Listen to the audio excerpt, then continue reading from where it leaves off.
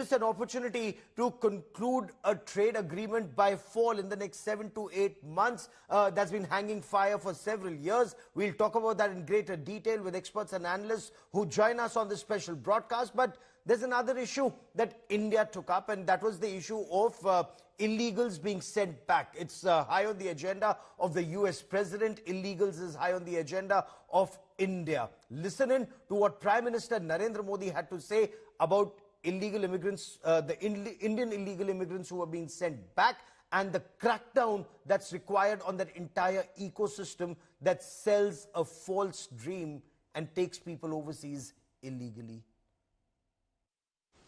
सवाल सिर्फ भारत का नहीं है, वैश्विक रूप से हम इस मत के हैं कि गैर कानूनी तरीके से जो लोग दूसरे देशों में होते हैं उनको वहां रहने का कोई कानूनी अधिकार तो है नहीं।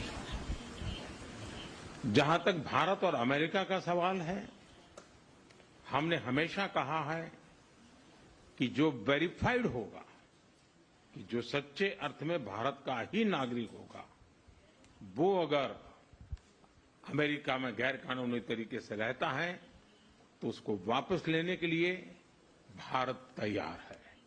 लेकिन बात हमारे लिए वहां से रुकती नहीं है। ये सामान्य परिवारों के बच्चे होते हैं, उनको बड़े बड़े सपने दिखाए जाते हैं और उनको ज्यादातर ऐसे होते हैं उनको गुमराह करके लाया जाता है। और इसलिए ये ह्यूमन ट्रैफिकिंग में जुड़े हुए पूरे इकोसिस्टम पर हमने वार करना चाहिए।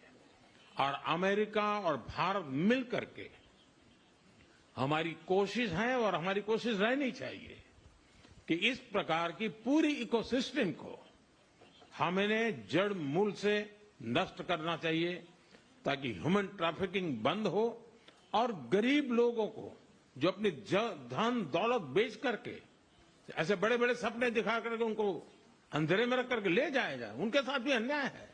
और इसलिए हमारी बड़ी लड़ाई उस पूरे इकोसिस्टम के खिलाफ है और मुझे विश्वास है कि राष्ट्रपति ट्रंप भी इस इकोसिस्टम को खत्म करने में भारत का पूरा सहयोग करेंगे।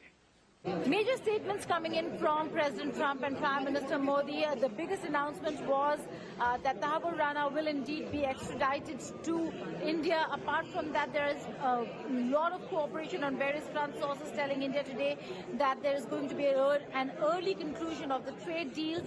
The tariffs are a concern, but the fact that the two sides are willing to discuss trade and conclude a trade deal would mean hugely beneficial to both the countries, and also in terms of counterterrorism and Khalistanis, concerns being raised by India, and Trump administration understands those concerns. In Washington, D.C., Geeta Mohan for India Today. Thank you. So Geeta Mohan there reporting from the White House, and we'll connect with her in just a moment. I want to bring in Sanjeev Joshipura, Executive Director, Indiaspora, joining me live from Washington, D.C. on what President Donald Trump said, what Prime Minister Narendra Modi said. Sanjeev Joshipura, what do you make of what Trump says is the most beautiful word after God and religion? That's tariff. Clearly not music to India's ears. No, you're right about that, and good morning. But by the way, I think I should mention two things broadly. Number one, that Donald Trump does have this habit of using tariffs as a negotiating position. You've seen that not just with India, but you've seen that with other countries like Colombia and Mexico and Canada and so on and so forth.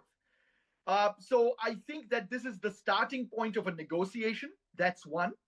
Secondly, I don't think that we should lose sight of the fact that if for a second you don't focus on just the word tariffs, but you focus on other aspects of the meeting that occurred today, whether you talk about the Quad, you talk about civilian nuclear cooperation, you talk about the eventual sale of F-35s to India, you talk about defense procurement, talk about the Tahawwur Rana, $500 billion, dollars of trade by 2030, all of these kinds of things, concluding a trade deal, LNG exports and imports, all of these things are so very positive that I don't think that we should allow one word tariffs to occlude the other positive developments in the meeting.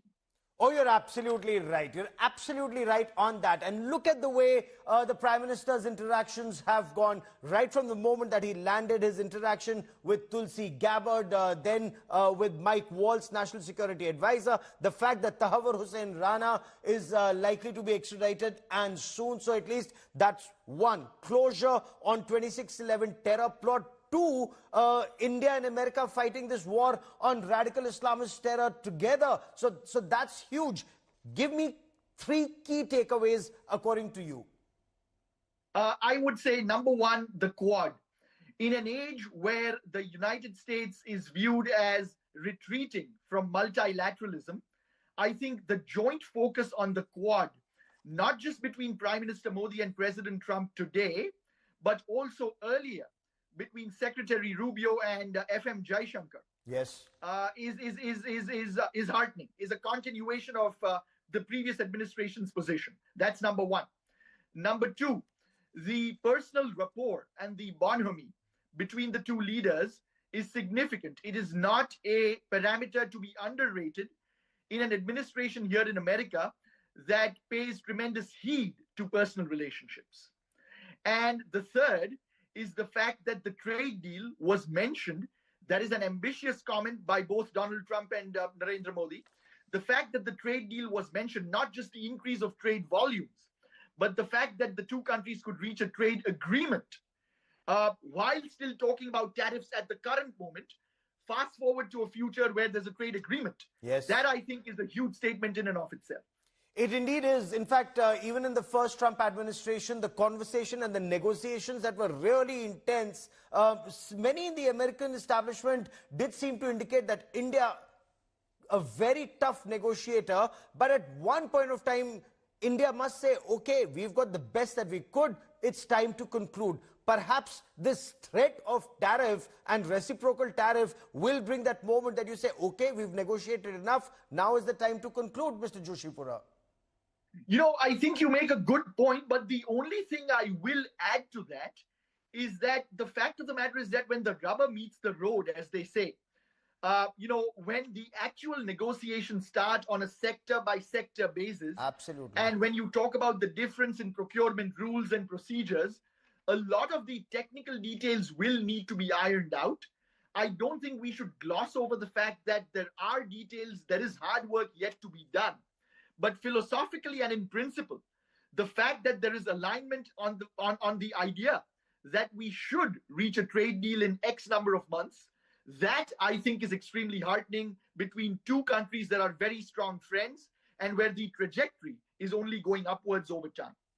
And when the leaders of the two of the most powerful, the oldest and the most powerful democracies meet, the most vibrant democracies, it's indeed interesting you mentioned multilateralism, because one, there is Quad, extremely significant since Trump in its first tenure had given a lot of impetus to Quad. There's also I2U2 and IMEC, something that, yes, that was, thought of and conceptualized and put into practice during India's G20 presidency. India, Middle East, Europe Economic Corridor, how is that taken forward? It just promises to be very, very interesting times ahead when it comes to I2U2 and IMEC also.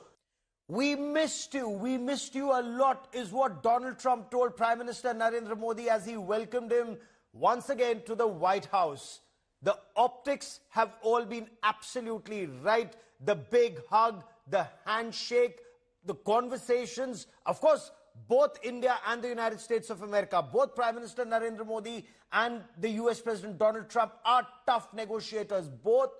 With Donald Trump, it's Make America Great Again. With Narendra Modi, it's Make India Great Again.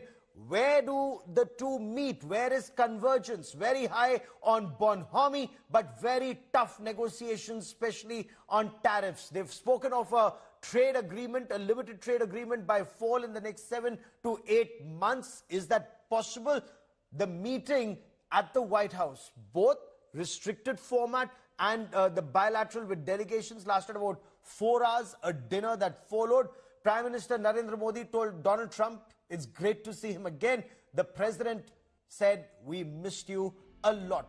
Donald Trump also called Modi a great friend and a fantastic leader, adding that India and the United States of America remain good friends. Prime Minister Narendra Modi said he's delighted to see Donald Trump back in the White House. Congratulated him on his historic win on behalf of 140 crore Indians.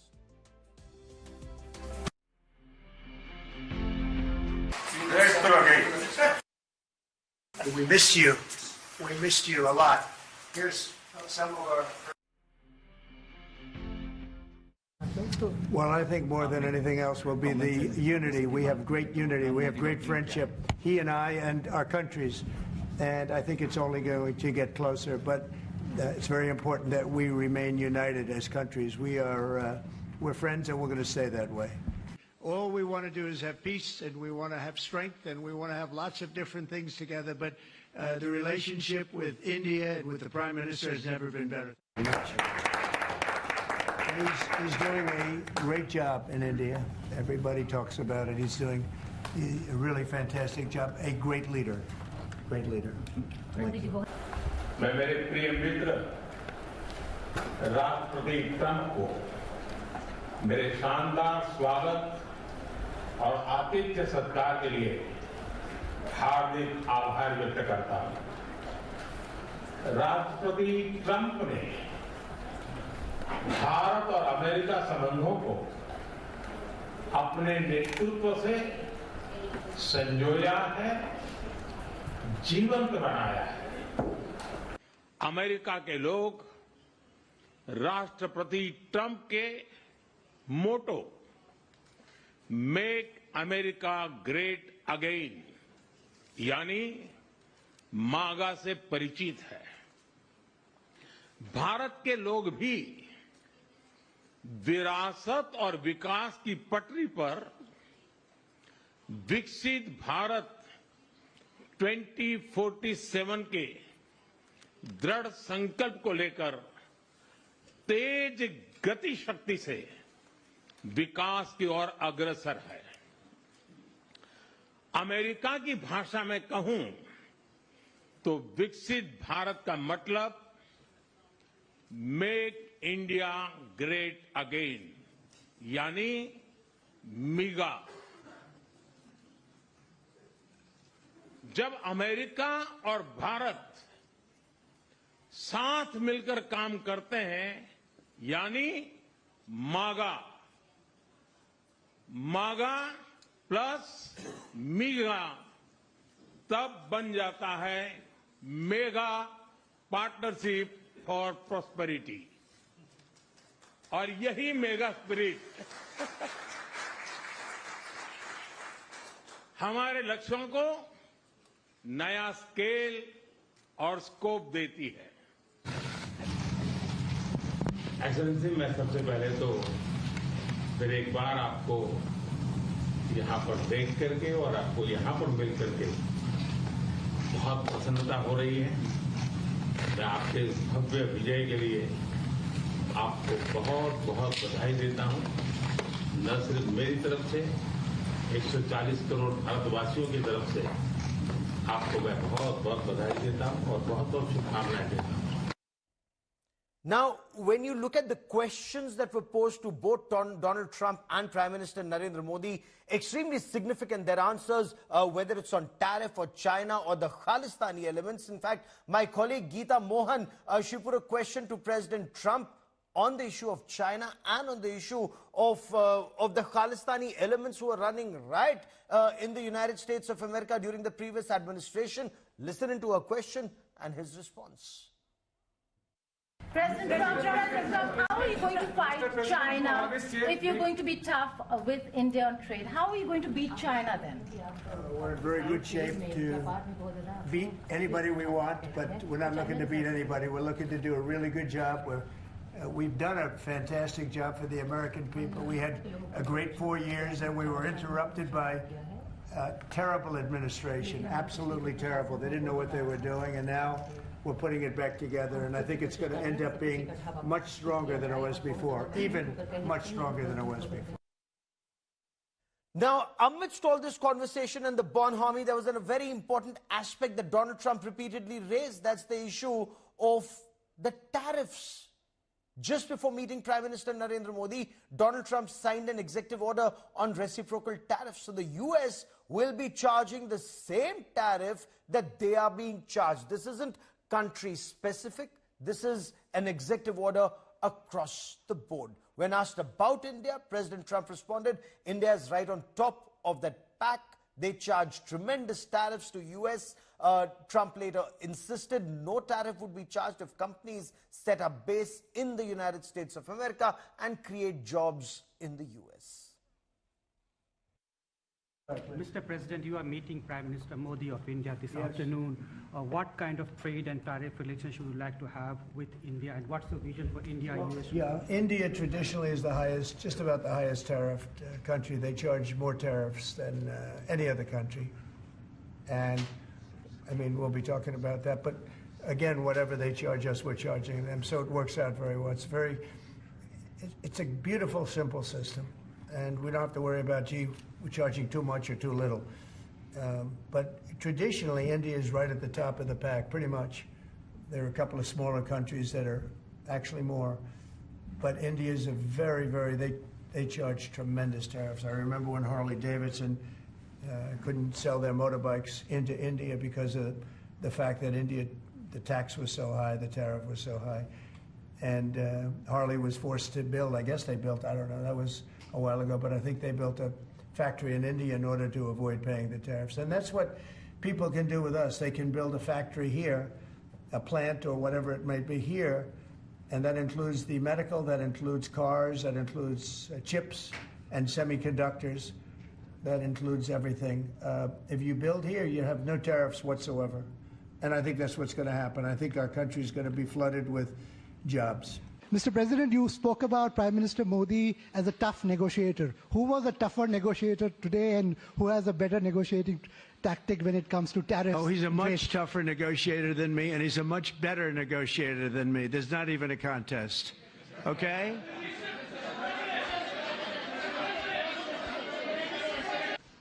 Well, India's been, to us, just about the highest tariffed nation anywhere in the world. They've been very strong on tariffs, and I don't blame them necessarily, but it's a different way of doing business. It's very hard to sell into India because they have trade barriers, very strong tariffs.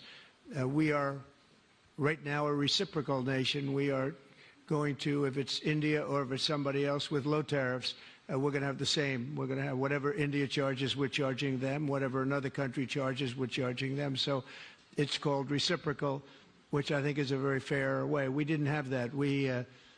I was going to do that in my other term, and we had the greatest economy ever in the world. There's never been an economy like we had, and then we got hit with COVID. We had to focus on that, and I wasn't really in the mood to be putting it on Italy and Spain and France and India, frankly, and a lot of other countries, because the world was very troubled until we got rid of that nightmare.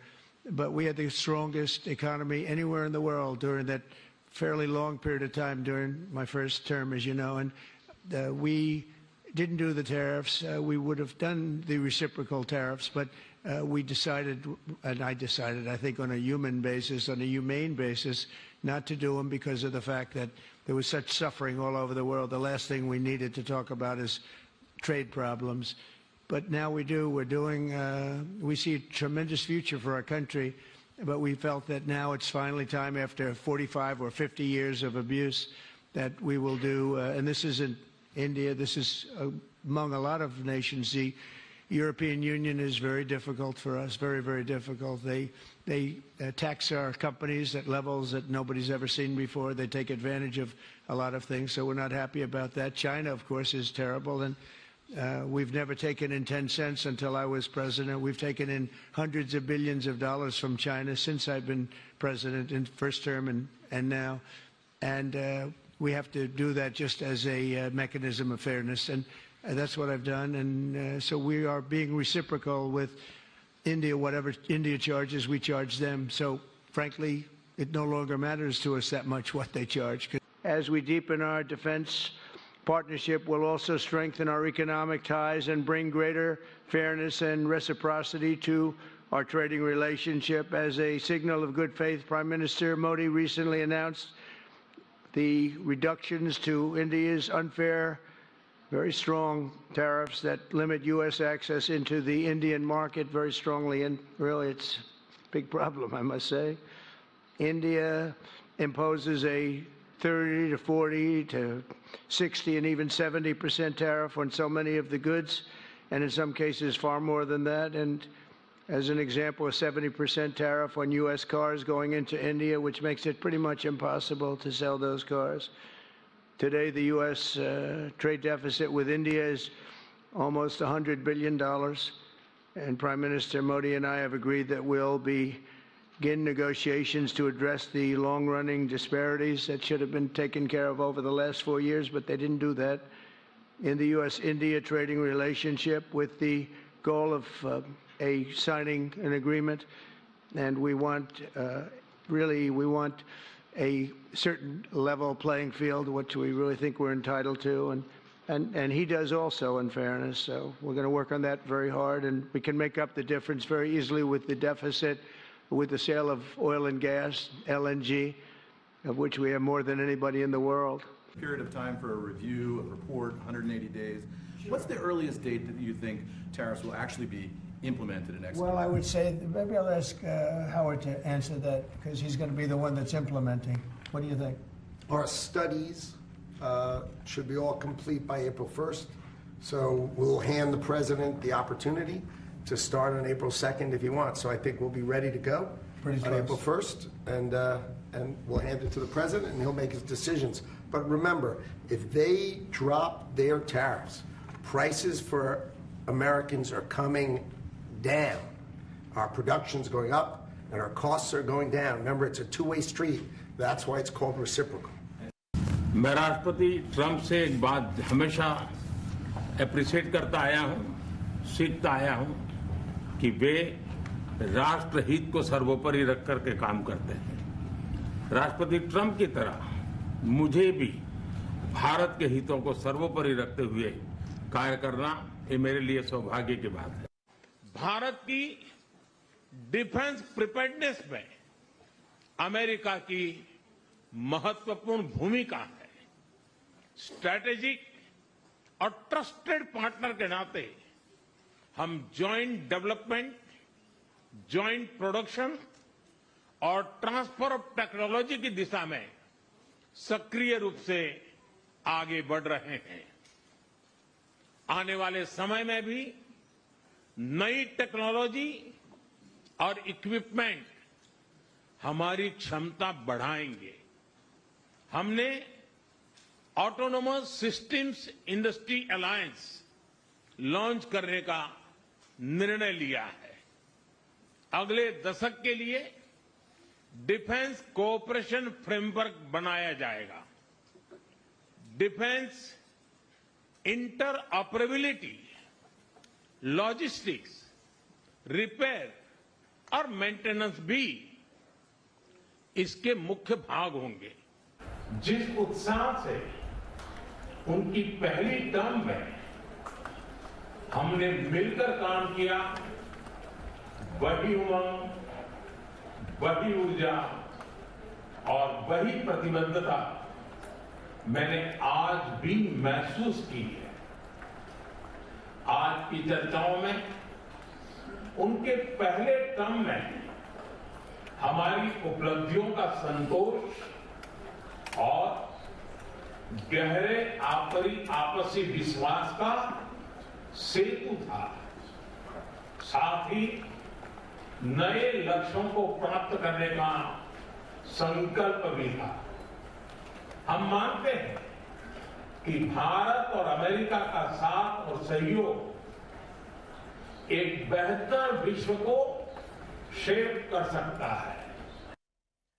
One of the hot button issues that India took up with the United States of America was the issue of illegals being sent back. And India has repeatedly stated if they're Indians, verified Indians who went illegally, India will take them back. But it isn't just the issue of taking them back. Prime Minister Narendra Modi spoke of the wider ecosystem that sends these illegal immigrants. Foreign Secretary Vikram Misri a short time back said that whether it's the intelligence community or the investigating and enforcement agencies, Everyone must work together to crack down on that ecosystem that sends illegal immigrants to the United States of America. सवाल सिर्फ भारत का नहीं है, वैश्विक रूप से हम इस मत के हैं कि गैर कानूनी तरीके से जो लोग दूसरे देशों में होते हैं उनको वहां रहने का कोई कानूनी अधिकार तो है नहीं। जहां तक भारत और अमेरिका का सवाल है, हमने हमेशा कहा है कि जो वेरीफाइड होगा, कि जो सच्चे अर्थ में भारत का ही नागरिक होगा, वो अगर अमेरिका में गैर कानूनी तरीके से रहता है तो उसको वापस लेने के लिए भारत तैयार है। लेकिन बात हमारे लिए वहां से रुकती नहीं है। ये सामान्य परिवारों के बच्चे होते हैं, उनको बड़े बड़े सपने दिखाए जाते हैं और उनको ज्यादातर ऐसे होते हैं उनको गुमराह करके लाया जाता है। और इसलिए ये ह्यूमन ट्रैफिकिंग में जुड़े हुए पूरे इकोसिस्टम पर हमने वार करना चाहिए। और अमेरिका और भारत मिल करके हमारी कोशिश है और हमारी कोशिश रहनी चाहिए कि इस प्रकार की पूरी इकोसिस्टम को हमें जड़ मूल से नष्ट करना चाहिए ताकि ह्यूमन ट्रैफिकिंग बंद हो और गरीब लोगों को जो अपनी धन दौलत बेच करके ऐसे बड़े बड़े सपने दिखा करके उनको अंधेरे में रख करके ले जाया जाए, उनके साथ भी अन्याय है। और इसलिए हमारी बड़ी लड़ाई उस पूरे इकोसिस्टम के खिलाफ है और मुझे विश्वास है कि राष्ट्रपति ट्रंप भी इस इकोसिस्टम को खत्म करने में भारत का पूरा सहयोग करेंगे। Major statements coming in from President Trump and Prime Minister Modi. The biggest announcement was that Tahawwur Rana will indeed be extradited to India. Apart from that, there is a lot of cooperation on various front. Sources telling India today that there is going to be an early conclusion of the trade deal. The tariffs are a concern, but the fact that the two sides are willing to discuss trade and conclude a trade deal would mean hugely beneficial to both the countries, and also in terms of counterterrorism and Khalistanis, concerns being raised by India, and Trump administration understands those concerns. In Washington, D.C., Geeta Mohan for India Today. Thank you. There's major cooperation and major conversation on cooperation on battling radical Islamist terror.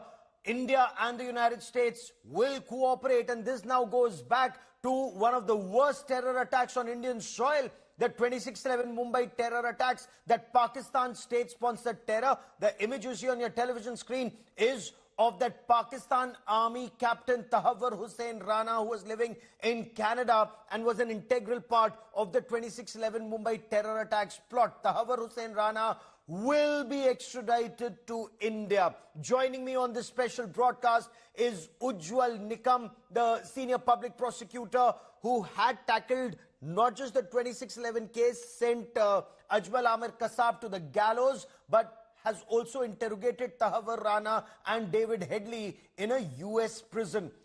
Mr. Nikam, welcome on India Today. How important is the extradition of Tahawwur Rana that's just been announced today? At the outset, let me make it very clear that I have not interrogated Tahawwur Rana in US prison. I have examined David Headley in Mumbai court through video link, and David Headley has given certain sensitive revelation. I will come to that sensitive revelation later on. But let me say at this juncture that this is a great announcement made by the US President, Mr. Donald Trump. This announcement I'm saying a great because for two reasons. Firstly, now US land will not be taken as an heaven for those terrorists who wants to indulge in terrorist activities in India and to stay in US as a US citizen. Mr. Trump has made it very clear to our Prime Minister, Mr. Modi ji, that in any case we are going to extradite.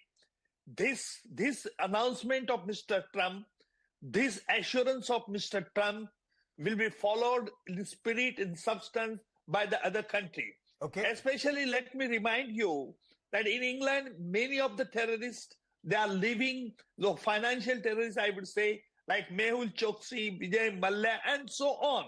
They are living in England and they are playing with the various games there. But quite apart.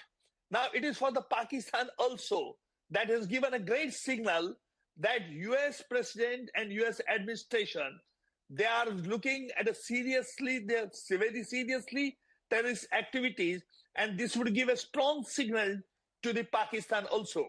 I'll come to Pakistan in just a moment, Mr. Nikam, but I want to stay on Tahawwur Rana and his role during 26/11 Mumbai terror attacks, in plotting those terror attacks and the reconnaissance that he and David Coleman Headley carried out in India. Now, when Tahawwur Rana is extradited to India, what does India hope to achieve? Now, you see, the Supreme Court of US has given a clean signal. They have dismissed the review appeal of Tahawwur Rana. So now it is for the US administration. But once the US president has made it clear his intention, I don't think that within a week's time, he's definitely will be brought to India now. There is nothing, no formalities are now required, because it is only the US authorities have to stamp it and they have to dispatch it, then the trial will be conducted in Delhi. Okay, so Tahawwur Rana, who is an ex-Pakistan Army captain, who's a fugitive from law even in Pakistan, who was living in Canada, had a role during 26/11 Mumbai terror attacks, reconnaissance that was carried out, people he interacted with when he was in India. Is that part of the investigation still incomplete, since you've handled that case extensively in India? Yes, David Headley has given certain revelation during his evidence showing the links between the Lashkar-e-Toiba, David Headley and Tahawwur Rana. Because David Headley was sent by Tahawwur Rana in Mumbai before the terror attack of 26 November. He took the various photographs of the targeted places and parted with the Lashkar-e-Toiba and Jamaat-ud-Dawa and later on Al-Qaeda also.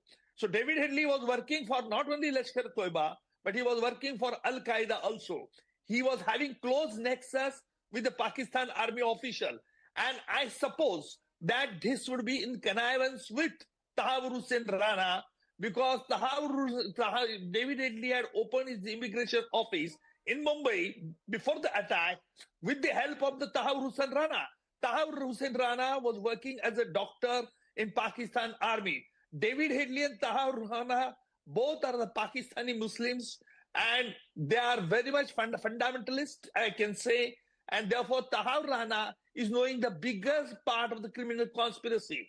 And NI is having the evidence of Tahawwur Rana. Okay. Let us see what type of evidence they are going to adduce in the court. Rising discussions in a restricted format, in the press conference, and an extended discussion over dinner with larger delegations. The discussions covered a lot of ground. The entire gamut of the relationship, ranging from strategic and security cooperation, defense, trade and economic engagement, technology, energy security and people-to-people linkages, as well as regional and global issues of concern were dealt with.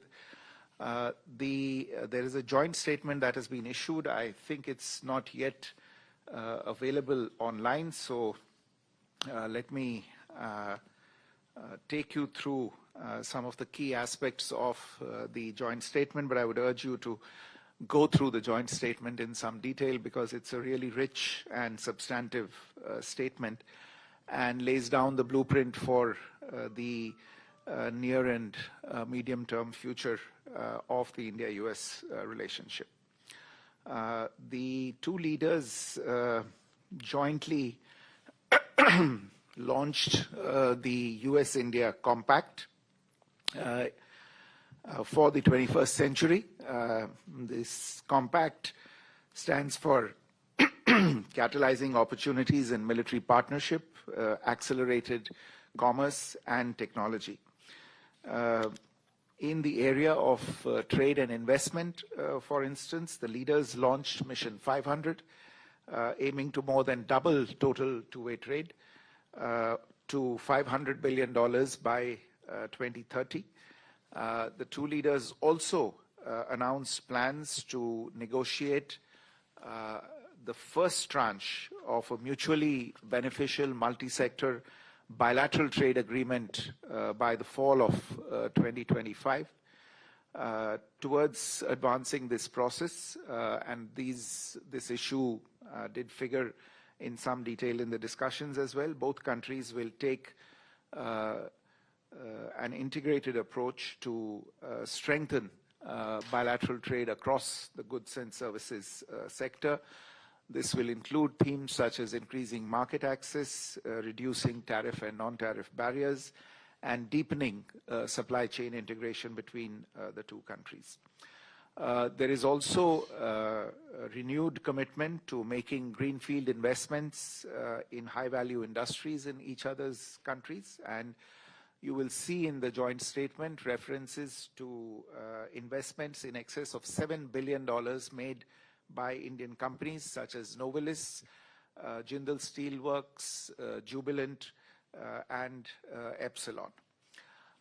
Defense, as was pointed out by both leaders, remains a very important area of cooperation in the strategic partnership between the two countries. The leaders announced plans to finalize a new 10-year framework for the US-India major defense partnership in the 21st century. This is a framework that will run from 2025 to 2035 and is expected to be finalized later this year. They also agreed to move forward on ongoing defense procurement negotiations for a number of platforms, including land and air systems, as well as co-production agreements. There was also agreement to initiate discussions on the reciprocal defense procurement agreement. One of the striking aspects of the joint statement in this regard is a process that the United States will begin, whereby it will review its arms transfer regulations, including the international traffic in arms regulations, in order to streamline defense trade, technology exchange, and maintenance, spare supplies, and in-country repair and overhaul of US-provided defense systems. The two countries have also launched the Autonomous Systems Industry Alliance to scale industry partnerships and production of autonomous systems, which will foster next-generation defense and technological collaboration, specifically in the field of underwater domain awareness.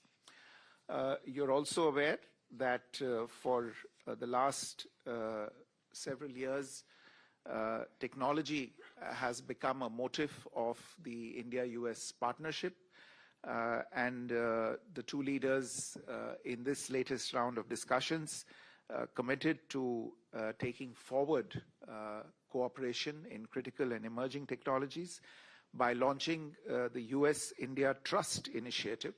The Trust Initiative stands for Transforming the Relationship Utilizing Strategic Technology. This initiative will catalyze collaboration among governments, academia, and the private sector to drive innovation in defense, artificial intelligence, semiconductors, quantum computing, biotechnology, energy, and space. Artificial intelligence is on everybody's mind. We just had the AI Action Summit in Paris, which the Prime Minister had co-chaired. And in today's discussions, the leaders committed to bring Indian and US private industry together and conclude a US-India roadmap on accelerating AI infrastructure by the end of the year. Both the countries will work together to enable industry partnerships and investments in next-generation data centers, on access to compute and processors for artificial intelligence. The two leaders launched Indus Innovation, a new innovation bridge that is modeled after the successful IndusX platform for defense applications. Indus Innovation is meant to focus on space, on energy, and other emerging technologies. A new US-India cooperative program to recover and process critical minerals, a strategic mineral recovery initiative, has also been launched. Under the Trust Initiative, incidentally, the two sides will also address export controls, enhance high technology commerce, and reduce barriers to technology transfer between the two countries. In the energy area, this is a subject that has remained in focus in the bilateral relationship in the recent years. India is a significant buyer of US energy, and today's discussions covered a lot of ground on this particular subject. In order to ensure energy security, the two countries agreed to work together on the production of hydrocarbons and for commerce in hydrocarbons to support global energy price stability and secure affordable energy access. In addition, there was agreement to realize the potential in the area of civil nuclear energy, building US-designed nuclear reactors in India, and taking forward that process also through large-scale localization as well as technology transfer. And of course, the two countries have been discussing for some time cooperation in small modular reactors, and that is again something that was flagged today.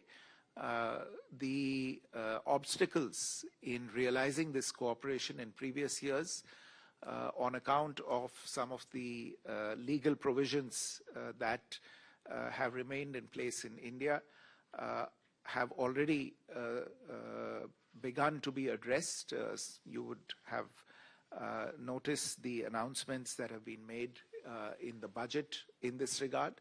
And we imagine that these progress on these issues will enable us to realize the promise of cooperation between India and the United States in this very important sector.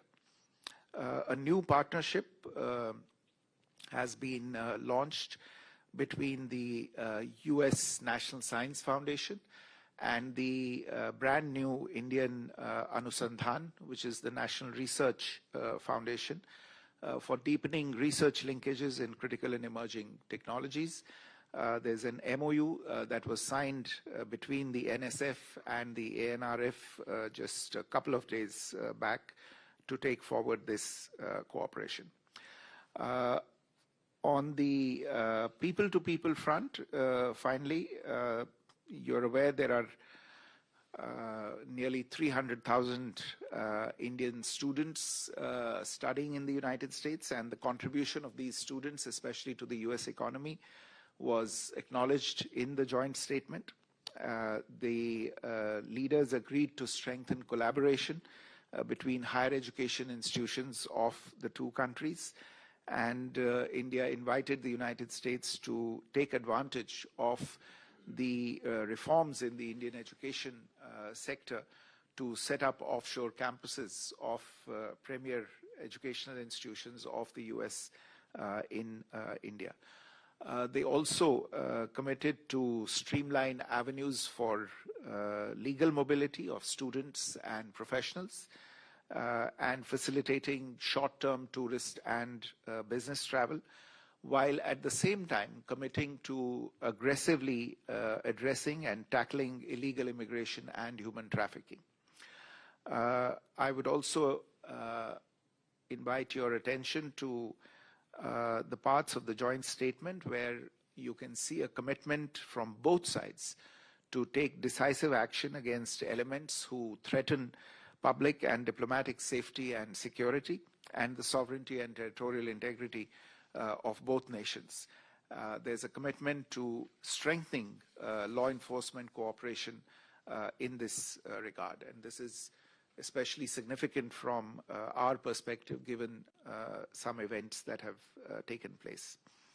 Last point relates to the deepening strategic convergences between the two countries on regional and global issues, and this is something that came through clearly in the discussions today between the Prime Minister and President Trump.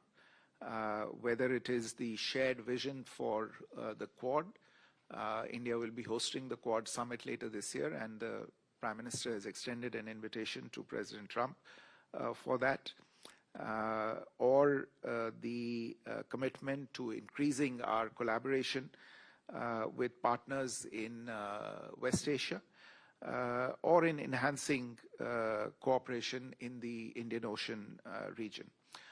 The two leaders agreed to convene partners under the IMEC initiative, as well as the I2U2 construct within the next 6 months to announce new initiatives. They also launched the Indian Ocean Strategic Venture, a new bilateral forum to advance coordinated investments in connectivity and commerce in this region. All in all, I would say that though short, this was an extremely substantive and productive visit. It allowed two leaders who know each other well, who are comfortable with each other, to renew their contacts from President Trump's first term, and to commit themselves to greater things in the relationship. The mood in the room today and the overall environment of the meetings today lent great confidence to both sides that the relationship is on a solid footing, and there is much to achieve in the coming months and years. Let me stop there and take a few questions. We have time just for a few questions, so please bear it with us. Yoshita. Yeah. Thank you. Yoshita Singh with Press Trust of India. On the issue of the deportation of illegal immigrants, was that issue raised the way they were brought to India in the military aircraft and shackled? And what was the Trump administration response on that? And also on Tahawwur Rana, is there a time frame or timeline by when he will be extradited to India? Thank you. Mr. Sukhpal, yeah, please. Sukhpal Singh Dhanoa. If you don't mind, can I ask you in Hindi? It will be easy for my audience to understand what I am going to ask. Go ahead. Thank you so much. Sir, my question nahi hai, this is a concern for both the countries. In present situation, as we saw a major shift in US immigration policy, तो India ने सबसे पहले welcome किया कि अगर वो हमारे लोगों को डिपोर्ट करते हैं जो इलीगल आए हैं यहाँ, तो उनको हम वापस लेने के लिए तैयार हैं. इन दिस सिचुएशन अगर कभी आने वाले समय में, क्योंकि अब तो मीटिंग हो चुकी है और भी बातें चलती रहेंगी, अगर हम अमेरिका में देखें तो यहाँ जो फार्मर्स हैं वो ज़्यादातर कैलिफोर्निया में सिख फार्मर है, इंडियन फार्मर्स हैं, और जो यहाँ की ट्रकिंग इंडस्ट्री है वो डोमिनेट करती है बाय सिख्स और पंजाबीज. तो इन दोनों जगहों पे प्रेजेंट सिचुएशन में बहुत ज़रूरत होगी अमेरिका को, जो अगर वहाँ से इंडिया से हम लीगल वे से नहीं भेज सकते तो सीजनल लेबर जो है वहाँ से trucking industry and related to farmers, तो वहाँ से अगर ये पॉसिबल हो सके दोनों देश आपस में बात करें, that will be win win situation for both the countries. Thank you so much. Parikshit. Foreign Secretary, we saw how President Trump said that US is going to increase military sales to India by billions of dollars this year, also paving the way for sale of F-35s to India eventually. Have we agreed to purchase F-35s from America? Vishnu, yeah. Good evening, Foreign Secretary. This is Vishnu from South Asian Herald. What is the expected timeline for bilateral trade agreements between the two administrations that can pave a way to reduce the trade deficit and promote a fair and expanded trade partnership? The second question is, given the ongoing frictions on trade and tariffs, do you believe the Quad, I2U2 and IMEC will serve as a unifying factor between the both administrations? Thank you. think let's collect all the questions and Okay. I'll do it in one. Okay. Please.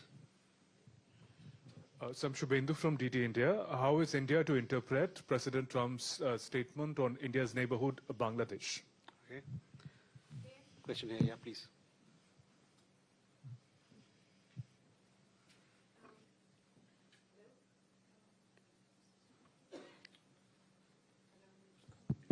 Yeah.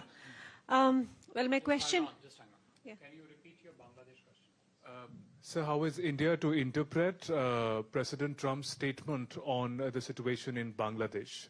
He said that I leave it to the Prime Minister. How is India going to respond to President Trump's proposal that he could mediate between India and China over territorial disputes and skirmishes? Sriram. President Trump spoke about reciprocal tariffs at the press conference. Is it your understanding that these will be on hold until the trade deal with the U.S. is negotiated?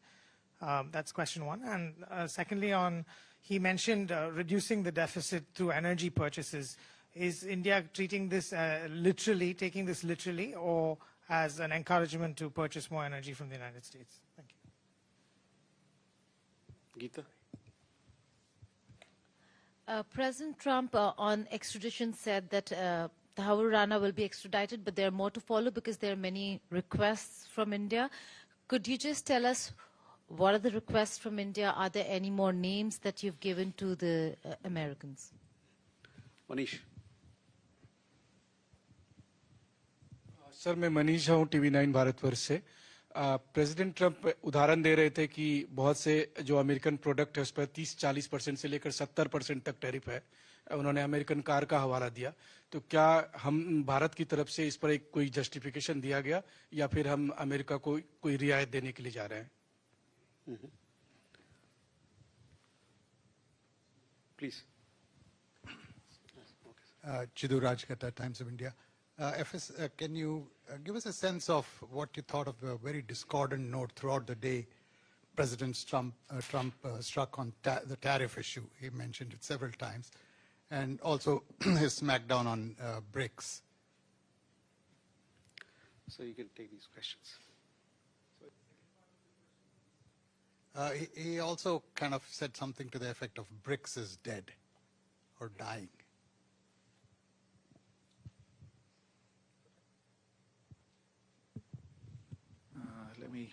Let me try and address. I think some of the questions and concerns are common, but insofar as the issue of illegal immigration is concerned, yes, it did figure during the discussions today, and the Prime Minister said, as I think he mentioned during the press conference as well, and during the discussions also he said that India has made its stand very clear that if there are illegal immigrants proven to be Indian citizens in any country abroad, we will take them back.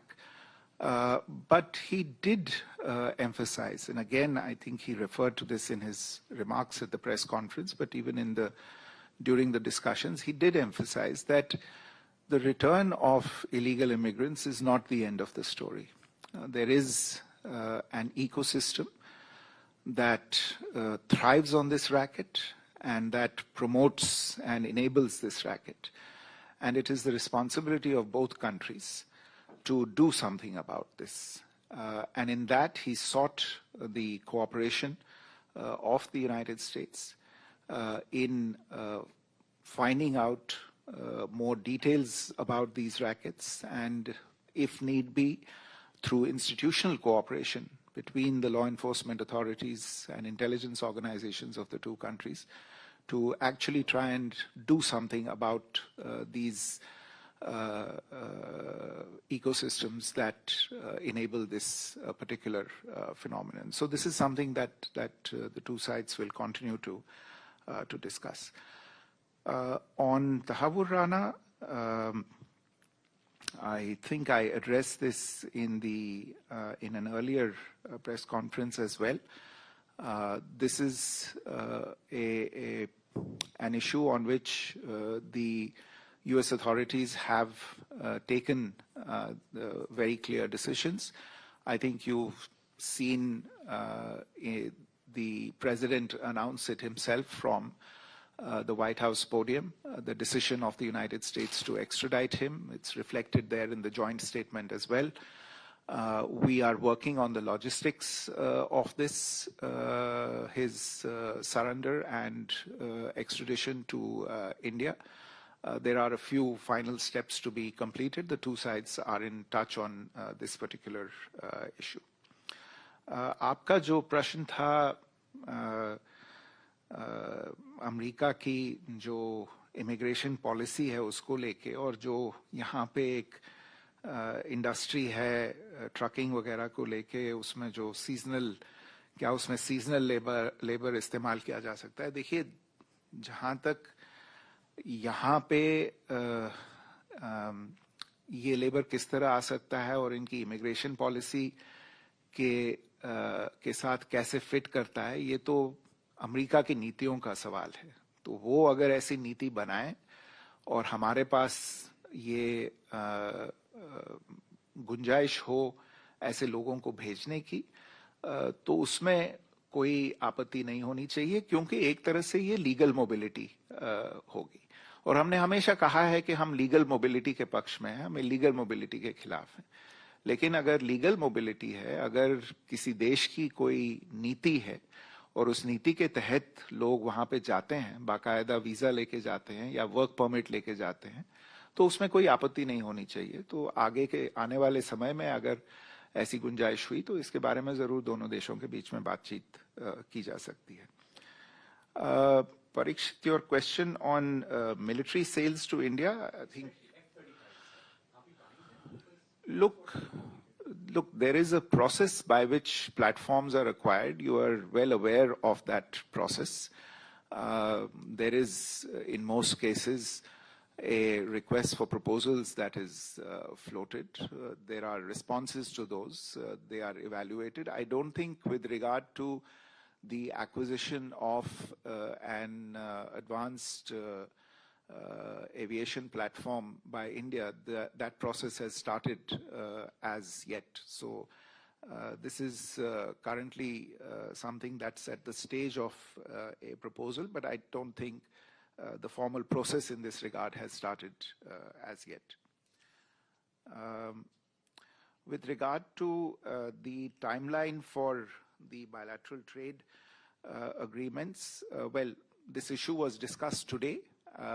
There is an understanding that we will try and do it as quickly as possible. I think there is a reference in the joint statement by fall of this year, so we are looking at the next 7 to 8 months to get this done. And today, in a sense, both teams have got the instructions or the indications from the highest levels to start engaging on this, and the work will begin as quickly as possible.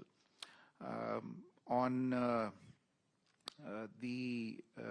addressing these possible frictions over trade through mechanisms such as I2U2, IMEC and Quad, yes, to the extent that some of those forums will facilitate trade, even though none of them is really a trade agreement or a preferential trading arrangement, but to the extent that they can increase understanding between the various partners, they would certainly be helpful.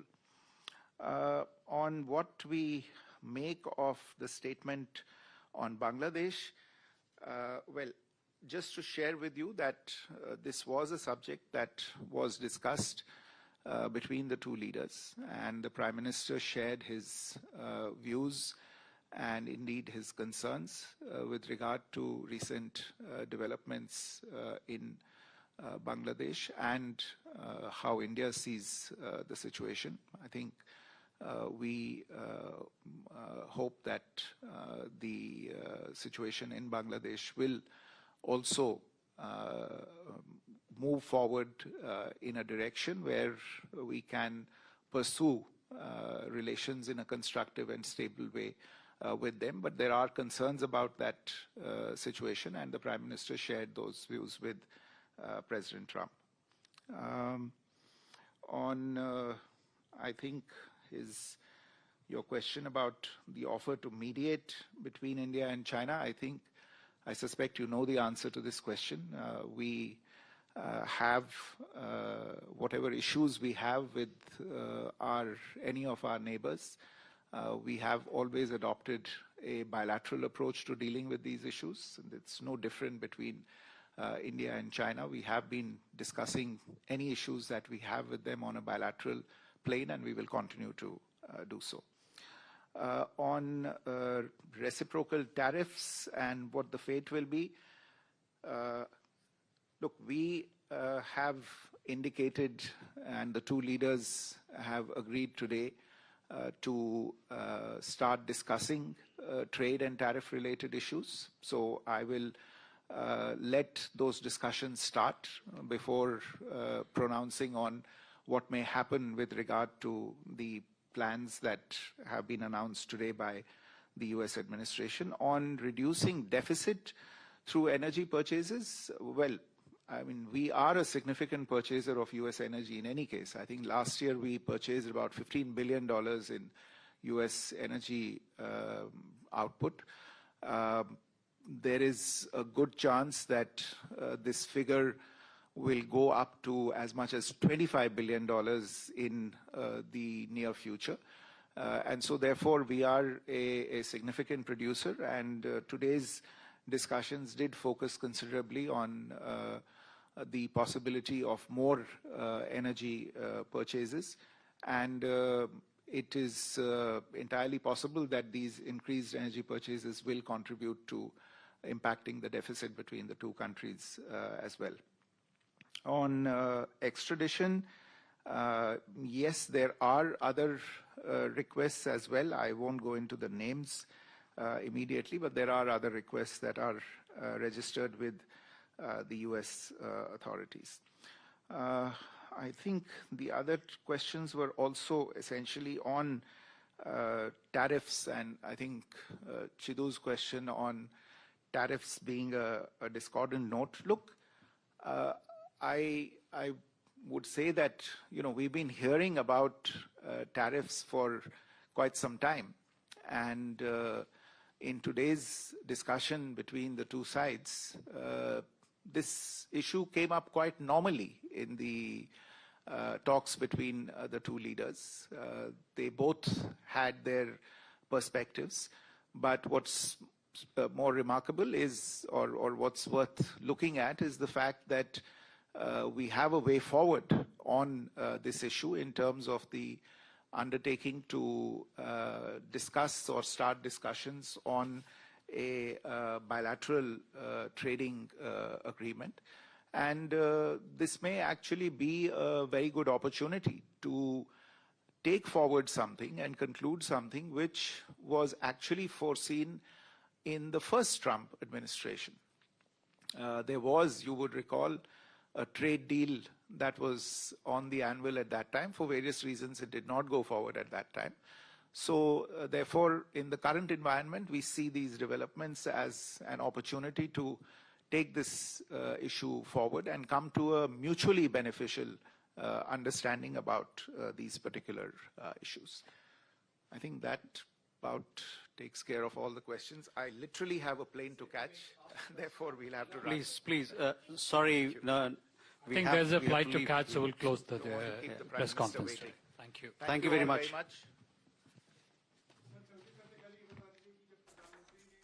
So that was Foreign Secretary Vikram Misri giving details of the conversations that took place between Prime Minister Narendra Modi and the US President Donald Trump. He spoke of the optics, he spoke of the substantive issues, and there are many, many, many takeaways from this very, very important meeting. The fact that it's happened within 3 weeks of a new Trump administration in the White House. The fact that Prime Minister Narendra Modi is amongst the first 4 world leaders who've interacted with not just Donald Trump, but in Prime Minister Narendra Modi's case, with some of his key cabinet members. His first interaction was with Tulsi Gabbard, newly appointed and approved Director National Intelligence. So intelligence cooperation, security cooperation, counter-terror cooperation, that's huge. And that's being talked about. The interaction with Mike Waltz, the National Security Advisor, the interaction with Elon Musk, and so many more. And then, of course, this big, big bilateral with US President Donald Trump. We'll talk about the optics. We'll talk about the substantive issues, the big takeaways. Now, big announcement made by US President Donald Trump. Just before meeting Prime Minister Narendra Modi, he signed an executive order on reciprocal tariffs. So the US will now be charging the same tariff which they are being charged. When asked about it, President Trump responded that India is right at top of the pack. They charge tremendously high tariffs for US goods. Trump asserted no tariff would be charged if companies set up factories in the United States of America that create jobs in the United States of America. Of course, you just heard Vikram Misri also give details about how this is an opportunity to conclude the trade agreement that's been in the works since the Trump 1 administration. Many analysts have argued that India is great at negotiating, but India needs to conclude deals. Will that actually happen by fall, as is being envisaged in the next 7 to 8 months?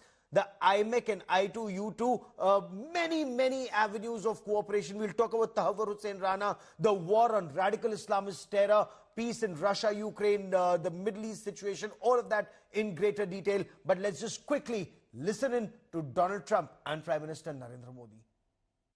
Mr. President, you are meeting Prime Minister Modi of India this afternoon. What kind of trade and tariff relations would you like to have with India, and what's the vision for India? Yeah, India traditionally is the highest, just about the highest tariffed country. They charge more tariffs than any other country. And, I mean, we'll be talking about that. But, again, whatever they charge us, we're charging them. So it works out very well. It's a beautiful, simple system. And we don't have to worry about, gee, we're charging too much or too little. But traditionally, India is right at the top of the pack, pretty much. There are a couple of smaller countries that are actually more.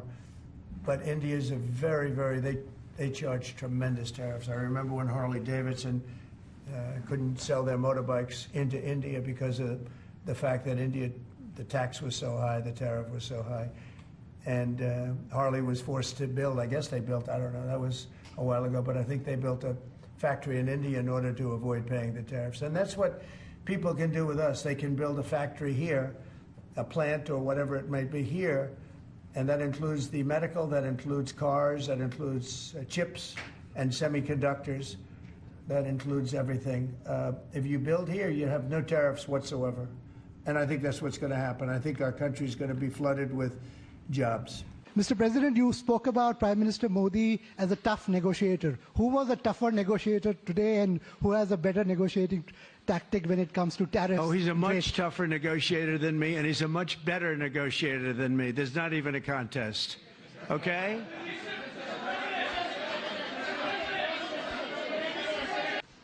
Well, India's been, to us, just about the highest tariffed nation anywhere in the world. They've been very strong on tariffs, and I don't blame them necessarily, but it's a different way of doing business. It's very hard to sell into India because they have trade barriers, very strong tariffs.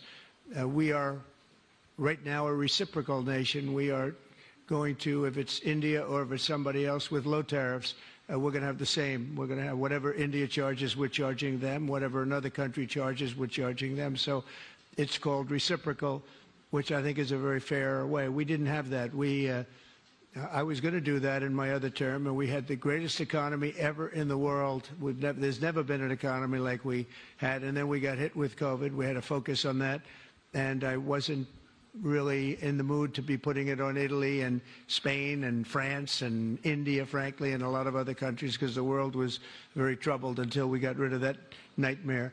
But we had the strongest economy anywhere in the world during that fairly long period of time during my first term, as you know, and we didn't do the tariffs. We would have done the reciprocal tariffs, but we decided, and I decided, I think on a human basis, on a humane basis, not to do them because of the fact that there was such suffering all over the world. The last thing we needed to talk about is